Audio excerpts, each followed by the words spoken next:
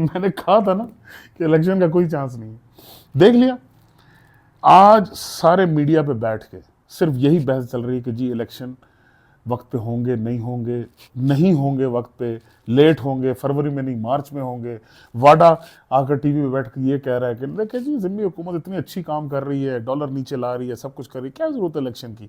وہ دورانی ماؤتھ پیس جو ہے وہ ٹی وی پہ بیٹھ کے یہ کہہ رہا ہے کہ جی پہلی دفعہ میں تجربہ کرنا چاہیے، نیشنل گورنمنٹ بنانی چاہیے. مطلب ہینڈ پک جو ہے نا لوگوں کو لا کر پارلیمان ان سے بھر دیا جائے اور پھر 5 سال انہی کو جو ہے نا ہانکتے رہیں. تو میں نے آپ سے کہا تھا کیونکہ جس قسم کے یہ رزلٹ چاہتے ہیں نا وہ اس کو حاصل کرنے کا ایک ہی طریقہ ہے کہ جس طرح ضیاء الحق نے ریفرینڈم کروایا تھا نا اپنے زمانے میں، تو اس طرح تو اگر کروا دی جائے تو شاید ان کی مرضی کے رزلٹ مل جائیں ان کو. اس کے بغیر تو سوال ہی پیدا نہیں ہوتا، کیونکہ عوام تو بھائی جان بھری پڑی ہے.